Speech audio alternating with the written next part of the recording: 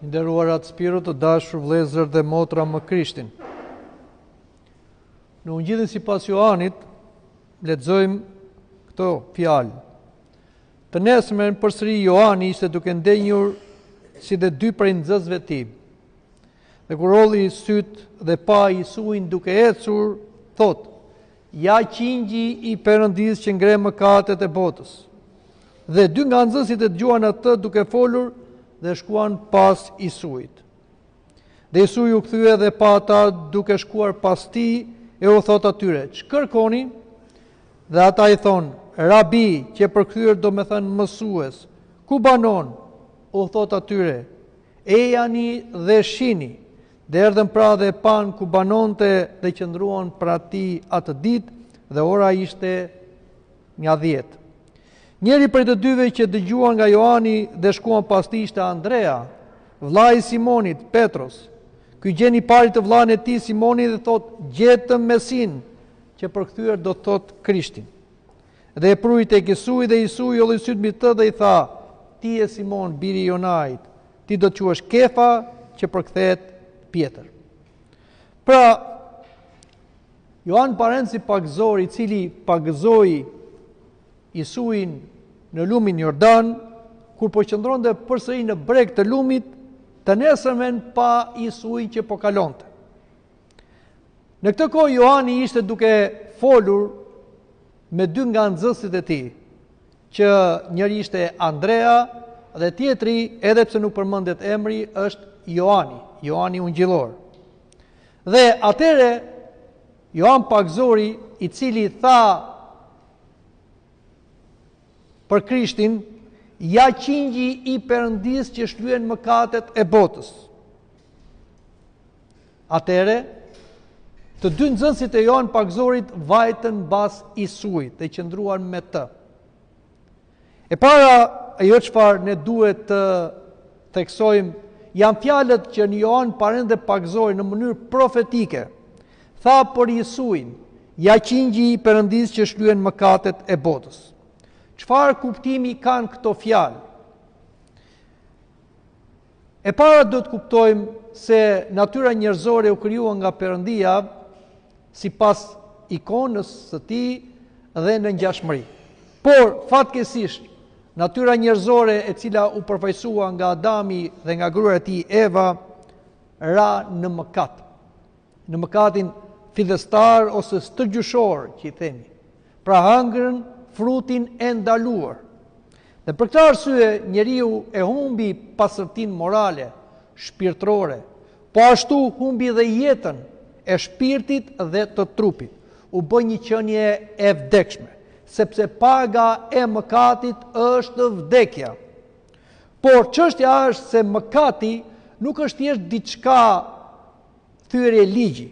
Mëkati është një fyrje që i bëhet Perëndis, është një borxh ndaj Zotit dhe nuk mund të shlyhet thjesht me një mëfal ose me disa vepra që mund të bëjë njeriu. Sado vepra që mund të bëjë njeriu mëkatar, mbas mëkatit, ai këto vepra i ka të përlyera me gjendjen e tij mëkatare, me egoizmin, me lakmin, me hipokrizin, me lavdidashjen, e me shumë dobësira të natyrës njerëzore. Prandaj të gjitha veprat e njeriut për të shpëtuar nga vetvetja janë të papranueshme nga Perëndia. Madje në shkrimin e shenjtë shkruan dhe thuhen si paçavure, gjëra të pista, të ndyrësuara, që Zoti nuk i pranon. Kjo është arsyeja që Perëndia i dha ligjin në dhjetën e vjetër popullit Izraelit. Ja dha ligjin që populli i Izraelit kuptoi se ishte një popull mëkatar, jo vetëm Izraeli, por gjithë kombet. Dhe Izraeli nuk e zbatoi ligjin. Dhe duke mos e zbatuar ligjin, atëre Izraeli dhe gjithë njerëzimi ishte i destinuar të vdiste. Jo thjesht fizikisht, por shpirtërisht i ndarë përjetësisht nga Zoti, duke qenë një viktim e përjetshme e djallit, e mbyllur në burgjet e Hadit. Sepse paga e mëkatit është vdekja dhe mund të shlyhet ky mëkat vetëm me gjak. Në qoftë se ne lexojmë në dhjetën e vjetër të ligjit i Mojsiut, Zoti i ndalonte izraelitëve të hanin dhe të pinin gjakun e kafshëve. sepse te gjaku është jeta, dhe ata do ta merrnin gjakun e kafshëve, disa kafshëve si gjakun e qingjit, dhe disa kafshë tjera për të afruar ofertë tek Zoti, si një shpagim për mëkatet e tyre. Por nuk është gjaku i qingjit, ose gjaku i cepëve, ose i mëshqerës që shlyen mëkatet e botës. Ashtu si thot dhe apostulli Pavli në letrën e drejtuar Ebrejve, gjaku i qeve dhe cepëve nuk është i mundur të shlyej mëkatet e njerëzve. Pse? Se mëkatin e bëri njeriu, nuk e bëri kafsha. Kështu që gjaku i kafshëve që terrorizoheshin para se të vinte Krishti ishte një simbolik i gjaku të qingjit të Perëndisë që do shlyej mëkatet e botës. Perëndia është dashuri, por Perëndia është dhe drejtësi. Në drejtësinë e tij ai kërkon shpagimin e mëkatit. Në dashurinë e tij ai afron theroren për të shlyer mëkatin. Si u realizua kjo gjë që është e pamundur nga ana njerëzore? U realizua nga shkenca e Perëndisë, urtësia, dituria dhe fuqia e Perëndisë, që ashtu me deshi botën sa dha birën e vetëm, që kushdo që të besojë tek ai mos të mbas, po të ketë jetë përjetshme. Perëndia dërgoi birën dhe fjalën e tij, e bëri njeri për Shpirtin e Shenjtë dhe Virgjinës Mari. Dhe Krishti, duke qenë i pamëkatshëm, u bë ai që do shlyej mëkatet e njerëzve. I mori mëkatet e njerëzve në veten e tij dhe i shpagoi ato në kryq. Prandaj dhe apostulli Petro thot, ne nuk jemi të shpenguar, të shpaguar dhe të shfaqsuar me gjakun e kafshëve, por me gjakun e qingjit të Perëndisë. Kjo është arsye të dashur të krishterë që vetëm ne të krishterët kemi mundësi të na falen mëkatet. Këtë nuk e bëjmë thjesht për propagandë, por ky është një realitet. Ka fe të tjera në botë, të cilët përpiqen të shpëtojnë veten e tyre, pra besimtarët, me anë të veprave, me anë të përkushtimeve njerëzore, të sakrificave njerëzore ose sakrificave në kafsh. Kjo është e pamundur, sepse nuk duhet gjaku i kafshëve, aq as edhe veprat e njerëzve, sepse Zoti këto nuk i pranon. Duhet vetëm gjaku i qingjit të Perëndisë që shlyen mëkatet e botës, gjaku i Krishtit, pra gjaku i tij në kryq. Prandaj, kushdo që nuk e pranon Isu Krishtin si qengjin e Perëndisë që shlyen mëkatet e botës, mbetet në mëkat dhe nuk shpëtohet, është në nxemërimin e Perëndisë. Dhe kur shkojnë atë botë dhe të prezantohet me atin Perëndi, ati Perëndi do t'i thotë, çfarë bëre me birin tim që e tregova si qengjë për të shlyer mëkatet e botës? E pranove? U shfaqsove? Nuk e pranove, mbete i dënuar. Kjo është arsyeja që krishterimi nuk është fe, siç janë fetë e tjera. Krishterimi është besim atë çfarë bëri Zoti për shpëtimin tonë në Isu Krishtin, qengjin e Perëndisë që shlyen mëkatet e botës. Dhe ne duhet shkojmë mbas Isuit, siç vajti edhe Andrea. Sot është një ditë e veçantë në kishën tonë ortodokse, sepse neve festojmë apostullin e parërthirur, Andrea, bashkë me tjetrin Joanin. Të dy këta ishin apostujt e parë që vajtën mbas Krishtit dhe qëndruan me Krishtin. Dhe apostulli Andrea, kur pa fjalët e Krishtit, besoi se ai ishte Mesia, ishte Krishti, ishte qengji i Perëndisë që shlyen mëkatet e botës, siç ja dëshmoi Joan Pakzori. Nuk e mbajti për vete. Shkoi te vllai i tij Simoni dhe i tha, e gjetëm Mesian që folën Mojsiu dhe profetët. Dhe e solli vllain vet te Krishti. Dhe dim që Krishti e bekoi Simoni, tha, ti do të quhesh Petro, gur.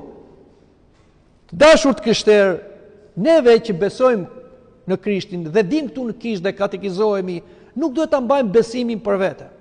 Besimi që mbahet për vete është një besim i humbur, sepse besimin duhet ta përçojmë tek tjerët. Nuk ka nevojë për shumë teologji, nuk ka nevojë të studiojmë, por ato që dëgjojmë në kishë dhe duhet ja u themi të afërme. Ku? Në fillim në familjen tonë. Pra, prindrit për fëmijët, vllai me vllain, miku me mikun, ato çfarë dëgjojmë, t'ja u themi. Dhe në qoftë se ne nuk kemi më argumenta, t'i sjellim në kishë. Ashtu siç e solli edhe Andrea vllain e Simonin që e çoi te Krishti. Ktu në kishë është Krishti. Është Krishti nëpërmjet ungjillit, është Krishti nëpërmjet mistereve, është Krishti nëpërmjet dogmës dhe teologjisë së kishës. Ktu takojmë Krishtin dhe këtu neve gjejmë Krishtin si qengjin e Perëndisë që shlyen mëkatet e botës. Edhe tani neve do ftohemi nga prifti me frikë, besë, dashuri të kungohemi. Me çfarë? Jo thjesht me bukë me verë, po me gjakun e Isu Krishtit që shtyen mëkatet e botës. Prandaj edhe prifti ku na kungon thot, kungohet shërbëtori i Perëndis për ndjesën e mëkateve dhe jetë përjetshme. Prandaj ta ngulicim mirë këtë në mendjen dhe zemrën tonë. Nuk ka shfaqsim tjetër vetëse me gjakun e Krishtit, i cili u derdh në kryq dhe sot është në altaret e kishës dhe jepet në kungatën hyjnore. Dhe është mëkat i pafalshëm për ata që nuk pendohen, për ata pseudo krishterë që infektohen nga fetë e tjera, që bëjnë kurbane kur duan të ndërtojnë shtëpitë e tyre, ose bizneset e tyre, ose në festat e tyre, infektohen nga paganizmi, ose nga fetë e tjera antikrishte dhe bëjnë kurban. Është mëkat, sepse në qoftë se ti bën sot kurban kafshët, atëre ti ke refuzuar kurbanin që bëri Perëndia, ke refuzuar qingjin e Perëndis që shlyen mëkatet e botës. Kjo është arsyeja që ne nuk bëjmë më kurbane. Dhe neve nuk i pranojmë kurbanet që bëhen në emër të Zotit dhe aq më tepër nuk marrim pjesë në festa kurbanesh, nuk ka mish kurbani dhe nuk bëjmë më kurbane. Këto janë të ndara njerë e përgjithmonë kur erdhi qingji i Perëndis që shlevi mëkatet e botës. Amin.